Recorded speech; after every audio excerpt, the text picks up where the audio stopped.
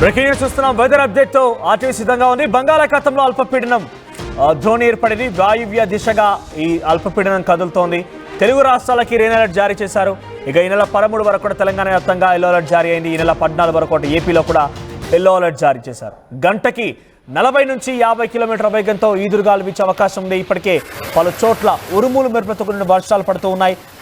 ఒకసారి తెలంగాణకు సంబంధించి పాయింట్ ఆఫ్ వ్యూ మనం చూస్తే కనుక ఈ రోజు ఇప్పటికే మీరు చూసారు తెలంగాణ వ్యాప్తంగా పలు జిల్లాల్లో విస్తారంగా వర్షాలు కురిశాయి. కొన్ని చోట్ల ఉరుములు మెరుపులతో కూడిన వర్షాలు కురిశాయి. చాలా ఈదురుగాలతో కూడిన వర్షాలు కురిశాయి. ఈరోజు జయశంకర్, భూపాలపల్లి, ములుగు, భద్రాద్రి కొత్తగూడెం, ఖమ్మం, నల్గొండ, సూర్యాపేట, మహబూబాబాద్, రంగారెడ్డి, హైదరాబాద్, మేడ్చల్, మల్కాజ్గిరి, వికారాబాద్, సంగారెడ్డి జిల్లాలో కూడా అక్కడక్కడ వర్షాలు కురిశాయి. ఇక రేపు విషయానికి వస్తే రేపు, ఎల్లుండి 2 రోజులు కూడా మరోసారి ఎల్లో అలర్ట్ జారీ అయింది. ఇలా 13 వరకు కూడా ఎల్లో అలర్ట్ జారీ చేశారు అధికారులు. ఇక రేపు సేమ్ జయశంకర్, భూపాలపల్లి జిల్లా, ములుగు, భద్రాద్రి కొత్తగూడెం, ఖమ్మం, నల్గొండ, సూర్యాపేట, సంగారెడ్డి, మెదక్, కామారెడ్డి జిల్లాలో కూడా అక్కడక్కడ వర్షాలు కురిసే అవకాశం ఉంది. గంటకి 30 నుంచి 40 కిలోమీటర్ల వేగంతో ఈదురుగాలు కూడా వీచే అవకాశం ఉంది. ఇక ఎల్లుండి అంటే 12వ తేదీ రోజున సేమ్ మళ్ళీ కరీంనగర్, పెద్దపల్లి, జయశంకర్, భూపాలపల్లి, ములుగు, భద్రాద్రి కొత్తగూడెం, ఖమ్మం, నల్గొండ, సూర్యాపేట, మహబూబాద్, వరంగల్, హన్మకొండ, జనగామ, సిద్దిపేట, యాదాద్రి, భువనగిరి, రంగారెడ్డి, హైదరాబాద్ జిల్లాలో కూడా అక్కడక్కడ వర్షాలు కురిసే అవకాశం ఉంది.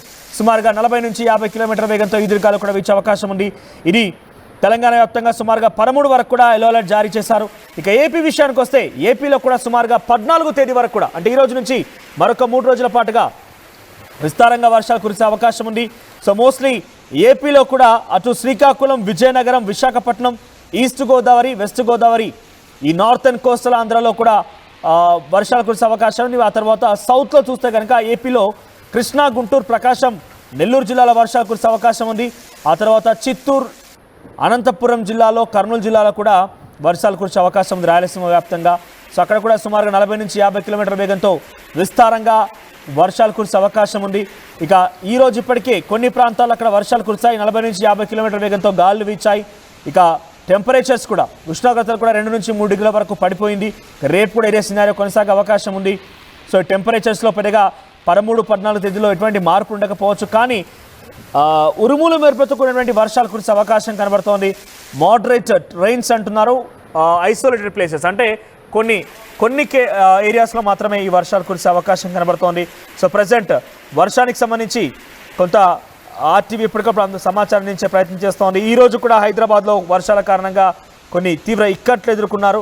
సో దీనికి సంబంధించి మరిన్ని అప్డేట్స్ మా ప్రతినిధి సచిన్ అందిస్తారు. సచిన్, సో ప్రజెంట్ వెదర్కి సంబంధించి అప్డేట్స్ ఏంటి? ఈరోజు వెదర్ మనం చూసాం, కొన్ని చేంజెస్ ఉన్నాయి. సో రేపు, ఎల్లుండి ఎలా ఉండే అవకాశం ఉంది? 2 తెలుగు రాష్ట్రాలు ఎటువంటి వర్షాపాతం నమోదే అవకాశం కనబడుతోంది? రైట్ మనోజ్, మీరు అన్నట్టుగా ఇటు బంగాళాఖాతంలో ఏర్పడిన అల్పపీడనం ప్రస్తుతం ఇది నైరుతి వైపు, ఇన్ఫాక్ట్ నైరుతి వైపుకి సంబంధించి అంటే నైరుతి బంగాళాఖాతంలో అనుకున్న సిచ్యువేషన్ ఉండింది. నైరుతి బంగాళాఖాతంలో అనుకున్న సిచ్యువేషన్ అయినప్పటికీ ఇప్పుడు టువర్డ్స్ ఇది ఉత్తర వాయువ్య దిశగా కదలాల్సింది, ఉత్తర వాయు దిశగా కదిలింది. ఆ తర్వాత ఉత్తరం వైపు వెళ్ళింది. ఇప్పుడు ఉత్తర ఈశాన్య వైపు కదులుతున్న పరిస్థితి. సో ఈ నేపథ్యంలోనే ఆ మార్పులు అనేవి చోటు చేసుకోవడం జరుగుతుంది. దాంతో పాటు అక్కడక్కడ ఆవర్తనాల ప్రభావం కనిపిస్తోంది, ద్రోణుల ప్రభావం కనిపిస్తోంది. ఇటు తెలంగాణకు సంబంధించి కాస్త ఇంపాక్ట్ అయితే ఉంది. కానీ ఇప్పుడు ఇది ఉత్తర ఈశాన్య వైపు కదులుతోందా అనే మాటకు సంబంధించి మాట్లాడుకుంటే కనుక దాదాపు అవుననే మాటే వినిపిస్తోంది. ఎందుకంటే ఇది ఉత్తర ఈశాన్య దిశలో కదులుతున్న నేపథ్యంలో కాస్త బలహీన పడింది. అంటే నిన్న మొన్న అనుకున్నంతగా కాకపోయినా కానీ ఇంపాక్ట్ అయితే ఉంది. ఆ ఇంపాక్ట్ ఏ స్థాయిలో ఉంటుంది అనేది మనం ఆల్రెడీ ఇప్పటికే చూడడం జరుగుతుంది. కొన్ని ప్రాంతాల్లో ఆంధ్రప్రదేశ్ కి సంబంధించి కావచ్చు, తెలంగాణలో కావచ్చు, ఇంపాక్ట్ అయితే మాత్రం ఇక్కడ ఉందని చెప్పుకోవచ్చు. మరి ముఖ్యంగా పశ్చిమ మధ్య అలాగే దాన్ని ఆనుకుని ఉన్న నైరుతి బంగాళాఖాతం ఆ రేంజ్ అంతా కూడా ఈ అల్పపీడన ప్రభావం అయితే ఉంది. ఇది దీంతో పాటు దీనికి ఉపరితల ఆవర్తనం కూడా కంటిన్యూ అవుతోంది. సో ఈ రెండింటి కారణంగా కాస్త విస్తారంగా వర్షాలు మనకి అక్కడక్కడ కనిపిస్తున్న పరిస్థితి ఉంది. దీంతో పాటు ఇది నెక్స్ట్ 12 అవర్స్ లో కూడా అంటే రాబోయే 12 గంటల్లో కూడా ఉత్తరం వైపు కదిలే అవకాశం ఉంది. అంటే ఉత్తరం వైపు కదులుతూ ఉత్తర ఈశాన్య వైపు వెళ్ళే అవకాశం ఉందన్నది కూడా బహుశా ఈశాన్య వైపు నిన్న మనకు కూడా ఈ ఉత్తర ఈశాన్య వైపు వెళ్ళొచ్చు అనుకున్నాం. ఇది ఉత్తరం వైపు కదిలి వెళితే కనుక మనకి టువర్డ్స్ వెస్ట్ బెంగాల్ కావచ్చు, అటువైపు ఇంపాక్ట్ చూపించే అవకాశం ఉంది. కానీ యాజ్ ఆఫ్ నో చూసుకున్నప్పుడు ఇది ఉత్తర దిశగా మాట్లాడుకుంటారు. బట్ ఉత్తర ఈశాన్య దిశగా వెళ్లే అవకాశం కూడా ఉందనడంలో ఇక్కడ అత్యశక్తి లేదు. బహుశా కాస్త డైరెక్షన్స్ మారే అవకాశం ఉంటుంది. దాంతో పాటు ఉపరితల ద్రోణి అనేది ఉంది. ఎక్కడ పశ్చిమ మధ్య బంగాళాఖాతం ప్రాంతానికి సంబంధించి ఉపరితల ఆవర్తనం నుంచి అంటే దక్షిణ తమిళనాడు వరకు కూడా సముద్ర మట్టం నుంచి 1.5 కిలోమీటర్స్ ఎత్తులో ఇక్కడ ద్రోణి అనేది ఇన్ఫాక్ట్ ఉపరితల ద్రోణికి సంబంధించి ఉపరితల ఆవర్తన ప్రభావానికి సంబంధించి కూడా మాట్లాడుకోవడం జరుగుతుంది.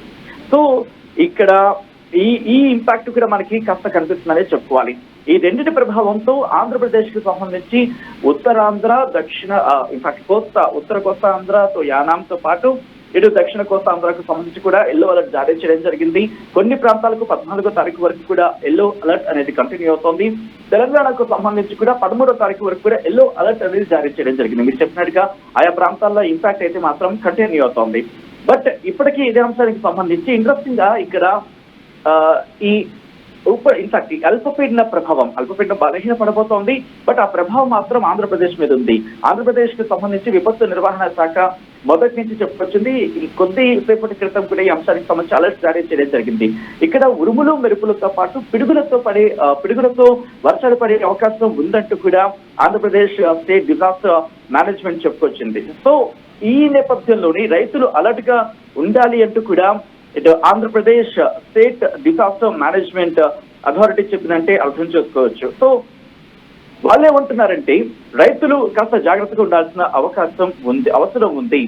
ఏ ప్రాంతాలకంటే ఇటు ఉత్తర కోస్తా ఆంధ్ర నుంచి మొదలు పెడతారు. అంటే శ్రీకాకుళం, అలాగే విజయనగరం, దాంతోపాటు విశాఖపట్నం, అల్లూరి సీతారామరాజు డిస్ట్రిక్ట్, మన్యంతో పాటు కాకినాడ, చిత్తూరు, తిరుపతి జిల్లాలో పిడుగులతో కూడిన తేలికపాటి మోస్తరు వర్షాలు పడే అవకాశం ఉంది. మిగిలిన జిల్లాల్లో అకస్మాత్తుగా పిడుగులతో కూడిన వర్షాలు పడే అవకాశం ఉంది. ఇంట్రెస్టింగ్ గా అకస్మాత్తుగా పిడుగులతో కూడిన వర్షాలు పడే అవకాశం ఉంది. కాబట్టి రైతులు వ్యవసాయ పనులు జాగ్రత్తలు తీసుకోవాల్సిన పరిస్థితి ఉంది అంటూ కూడా అటు విపత్తు నిర్వహణ సంస్థ వాళ్ళు డైరెక్షన్స్ ఇచ్చారంటే అర్థం చేసుకోవచ్చు. కమింగ్ టు తెలంగాణకు సంబంధించి కూడా తెలంగాణలో కూడా ఇంపాక్ట్ ఉంది. దాదాపు 13వ తారీఖు వరకు కూడా ఎల్లో అలర్ట్ అనేది జారీ చేయడం జరిగింది.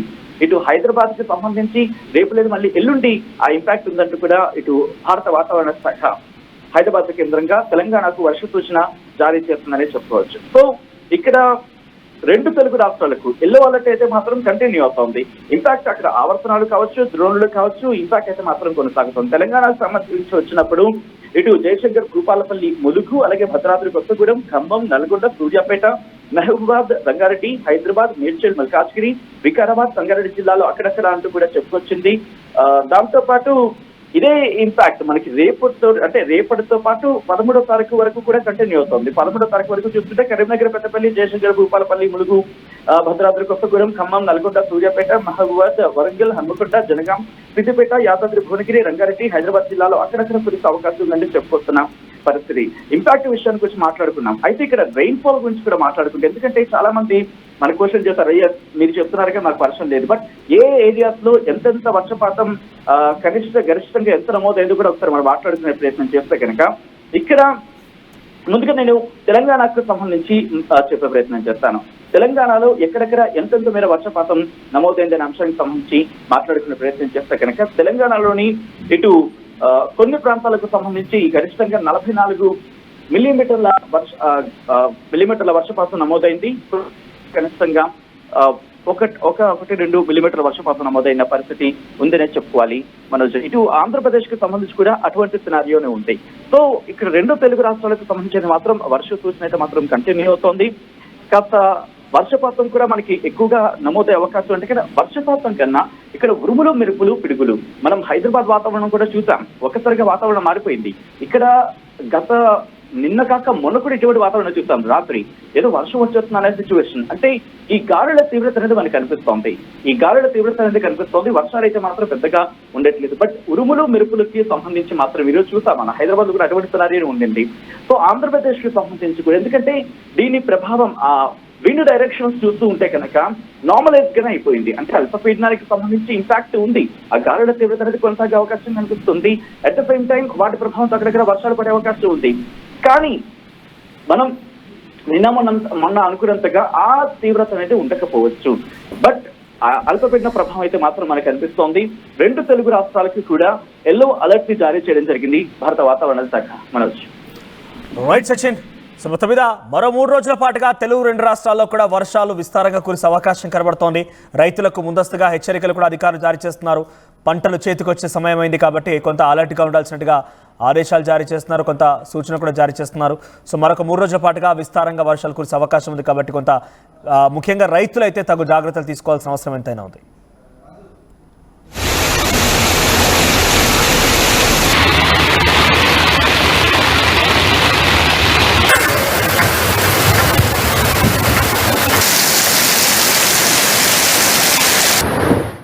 RTV యాప్ వార్తల్ని క్షణాల్లో చదివే అవకాశం ఉంటుంది. ఒక న్యూస్ పేపర్, ఒక టెలివిజన్ ఛానల్ మీ చేతి